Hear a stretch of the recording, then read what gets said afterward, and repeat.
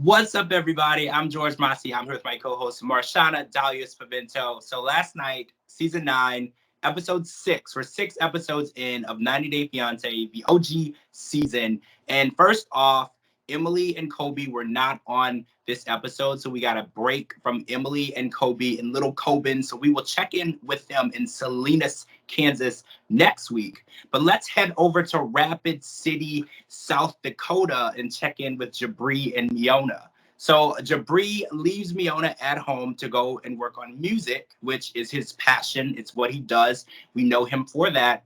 And while he's gone, his mom, Mala, goes and has a conversation with Miona, which is kind of disguised as concern of how she was fitting in and adjusting to living in Rapid City, but turned into a laundry lesson and then kind of a shaming of the way that she dresses. I guess. I mean, I don't know if I'm explaining this right. Is this what you saw as well? What I saw happen was, oh, let me show you how to use the washing machine, right? Which is understandable because Miona even said in Serbia, it's like you select the temperature, not just like hot, warm, cold. Like they have like degrees. So there was a bit of a learning curve, and it would seem like it's a good thing to just say, hey, let me teach you how to use the facilities here. But when she began inspecting the clothes in her laundry, and kind of with that judgment of like, wait, this is too small, this is that. And I agree with her. Like, I would appreciate for you not to dress that way in our home. And I think that that is a fair thing. I wouldn't want somebody to come down to my breakfast table, kitchen table, dining table, dressed scantily clad, right? So that's reasonable.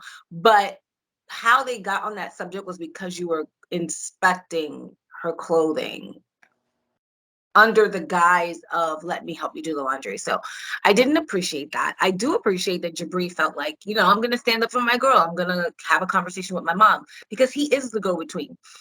And I know Mahala said that she feels like, Miona's not being honest about how she feels. But honestly, if there's an issue between Miona and Mahala, which is his mom, it is up to him to fix it. He is the go-between because if she pulls Mahala aside and says, hey, let me talk to you, and it goes left, that could really ruin a delicate relationship. And like to Jabri's point, that could be irreparable damage. So it is his job and responsibility. And I'm glad to see that he did it to be like, hey, mom, back off. I agree. It's his responsibility. And I said in a tweet last night, handling things in the moment and reacting in the moment is kind of how assault charges happen. So Miona taking that and letting it marinate and taking it back to Jabri and let him handle it was the correct way. I would expect if someone that I was dating, if a girl had a conversation or issue with my mom, that she would come to me before she went and told my mom off. So I actually agree that was the best way to go because once that happens, there's no going back. There's no Thanksgiving invites. There's no Christmas dinner invite. It's over. So that was the best way to handle it. I just feel like she wants her to be somebody else and she wants her to change for her son, but her son seems to be his own person. So if Jabri gets to be his own person and he gets to pave his own way and he gets to dress his own way and do his own things and make his own decisions, Miona also has that right. So I just want her to be fair. I get that she wants her to fit into a mold of what a wife should look like for her son. I get that she's a mom, but at the same time, her son picked this woman to be his wife. So you should accept this woman as she is. Okay, so let's talk about Ariel and Biniam, right? So their first day in Princeton, New Jersey, she drives him around, shows him the area, and the first thing that he wants to do is go to NYC in New York City and see the big city. And while he's there, he's like, well, I want to live here. This is what my dream is, and I want to be an MMA fighter. And Ariel is like, well, that doesn't pay a lot of money, and this is an expensive thing, and I'm worried about money. And I thought about it. These two are the type of people where the other one is going to wait for the other one to pay the rent up until the eviction notice is put on the door. She's going to expect Biniam to step up and be an adult. Biniam is waiting for her to step up and be an adult, and no one is going to actually take action. Is that what you think, too? Because that's exactly how I feel. What I think is I've seen enough of this story. And what I think is, I don't know what Ariella could have ever expected she said it herself on the show. She said that this is her first time ever having to pay a utility bill in the United States, rent an apartment in the United States. She spent so much of her adult life in other countries where the cost of living is not the same as it is in the United States. So she is realizing now that I'm in over my head, but there is no part of me that feels any empathy for Ariella because she chose to leave Ethiopia. Ethiopia, where she had child live-in help for her child, where she had someone to help with meals and cooking. And I get it, it may not have had all of the creature comforts that she wanted in the United States. However, it was where you could afford. You don't work. No, and to be fair, Biniam has always been Biniam, right? Biniam has always been a dreamer. When you met him, he was doing dancing and singing, and you met him this way. Now, what do you want him to do? Did you really expect that he was going to come to Princeton, New Jersey, to New York City, wherever, and just become like this corporate ladder climber who makes six figures a year? Like, to me, there's no reasonable expectation. Now she's stressed, and rightfully so, right? Because now it is up to you, because you chose to bring a foreigner to the United States, and you know that he doesn't have the ability to work right away, and you chose to make a baby with him, and you didn't really know him. And now you're really weighing the cost of your actions because you've never actually felt the weight of your decisions. So now that it's all piling up on you, you want to blow this man's high. You want to be like, don't tell me to calm down. Oh my God, no, I am worried. Oh, wait. And then what I don't like is what she does every single time that there's a disagreement, and this wasn't that big of a disagreement.